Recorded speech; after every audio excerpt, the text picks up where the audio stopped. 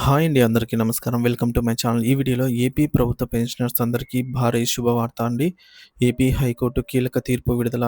దీనికి సంబంధించిన పూర్తి వివరాలు వీడియోలో తెలుసుకుందాము. వీడియో అయితే ఎక్కడ గాని స్కిప్ చేయకుండా ఎండ్ వరకు చూసేయండి. అప్పుడు ఇన్ఫర్మేషన్ పూర్తిగా అర్థమవుతుంది. అలాగే వీడియో చూస్తున్న ప్రతి ఒక్కరు వీడియోకి లైక్ చేయండి ఫ్రెండ్స్. ఈ వీడియోని తోటి పెంచిన మిత్రులతో అయితే షేర్ చేయండి.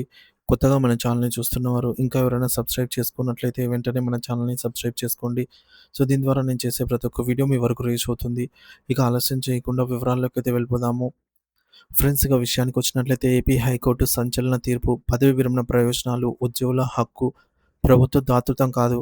పదవి విరమణ చేసిన తర్వాత ఉద్యోగులకు అందించాల్సిన గ్రాట్యుటీ, లీవ్ ఎన్‌క్యాష్‌మెంట్ వంటి ఉద్యోగాంతర ప్రయోజనాలను చెల్లించడంలో ప్రభుత్వం మరియు దాని పర్యవేక్షణలోని సంస్థలు చేస్తున్న అసాధారణ జాప్యంపై ఆంధ్రప్రదేశ్ హైకోర్టు తీవ్రంగా స్పందించింది. ఏళ్ల తరబడి సేవలు చేయించుకొని కూడా వారికి టెర్మినల్ బెనిఫిట్స్ చెల్లించకపోవడం ఏంటి? ఇది విరుద్ధమే కాకుండా రాజ్యాంగ విరుద్ధమని కూడా స్పష్టం చేసింది హైకోర్టు.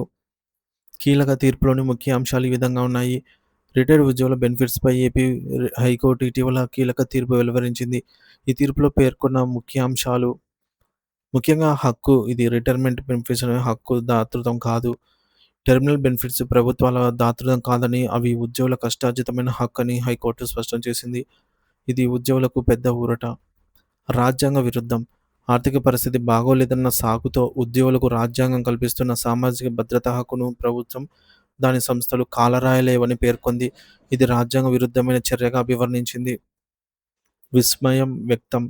పదవీ విరమణ చేసిన 16 ఏళ్లకు కూడా ఉద్యోగులకు రిటైర్మెంట్ బెనిఫిట్స్ చెల్లించకపోవడంపై న్యాయస్థానం తీవ్ర వ్యక్తం చేసింది. ఇది అమానవీయం అని పేర్కొంది. వడ్డీతో సహా చెల్లింపు. ఆ ఉద్యోగులు వడ్డీతో సహా బకాయిలను పొందేందుకు అర్హులని హైకోర్టు తేల్చి చెప్పింది. ఇది ఉద్యోగులకు ఆర్థికంగా అదనపు ప్రయోజనం. కేసు పూర్వపరాలు.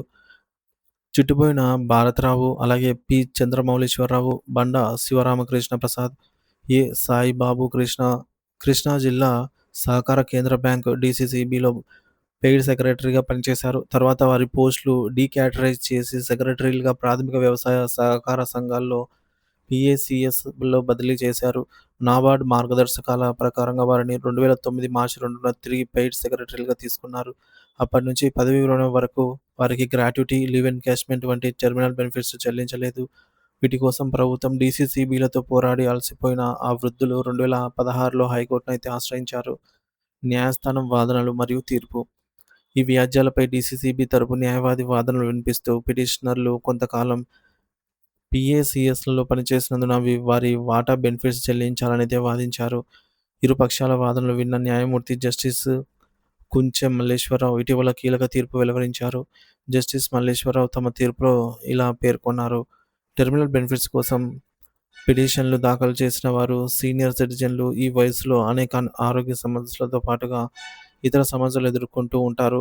వీరి నుంచి జీవితాంతం సేవలు తీసుకున్నారు. పదవీ విరమణ తర్వాత 16 ఏళ్లకు కూడా వారికి పదవీ విరమణ ప్రయోజనాలు ఇవ్వకపోవడము అమానవీయం, రాజ్యాంగ విరుద్ధం అన్నారు. ఇక ఎలాంటి న్యాయపరమైనటువంటి అడ్డంకులు లేకపోయినా వారికి బెనిఫిట్స్ చెల్లించకపోవడం పిటిషనర్లు చట్టబద్ధమైన మరియు రాజ్యాంగ హక్కులకు హరించినట్టే అని హైకోర్టు స్పష్టం చేసింది. గ్రాట్యుటీ చెల్లింపు చట్టం సెక్షన్ 7 ప్రకారంగా ఉద్యోగి పదవీ విరమణ చేసి దరఖాస్తు చేసుకున్న నాటి నుండి 30 రోజుల్లోపు చెల్లించాలి. లేదంటే ఆ రోజు నుంచి వడ్డీ కూడా చెల్లించాలి. దీని ప్రకారం ఈ కేసుల్లో పిటిషనర్లు చట్ట ప్రకారం వడ్డీ పొందేందుకు అర్హులు. ఇది యజమాని విచక్షణపై ఆధారపడి ఉంటుందని తేల్చి చెప్పింది. ఇక ముఖ్య తీర్పు ఆదేశాలు. గ్రాట్యుటీ, లీవ్ ఎన్‌క్యాష్‌మెంట్ ఇతర ప్రయోజనాలను పిటిషనర్లు లేదా వారి కుటుంబ సభ్యులకు 10% వార్షిక వడ్డీతో చెల్లించాలని హైకోర్టు ఆదేశించింది. ఫ్యామిలీ మెంబర్ సర్టిఫికేట్లు పరిశీలించి ఆ తర్వాత 8 వారాల్లో చెల్లించాలని. అంతేకాకుండా కోర్టు ఖర్చుల కింద పిటిషనర్లు ఒక్కొక్కరికి 10,000 చొప్పున ప్రభుత్వం, డీసీసీబీ అలాగే పీఏసీఎస్ చెల్లించాలని కోర్టు తీర్పునిచ్చింది. ఈ తీర్పు దేశంలోని ఇతర రాష్ట్రాల్లోనూ కేంద్ర ప్రభుత్వ ఉద్యోగుల పెన్షన్ల సమస్యల పరిష్కారానికి ఒక మార్గదర్శకంగా నిలిచే అవకాశం ఉంది. పదవీ విరమణ ప్రయోజనాల కోసం ఎదురుచూస్తున్న అనేక మంది వృద్ధ ఉద్యోగులకు ఇదైతే ఒక గొప్ప విజయంగా పరిగణించవచ్చు.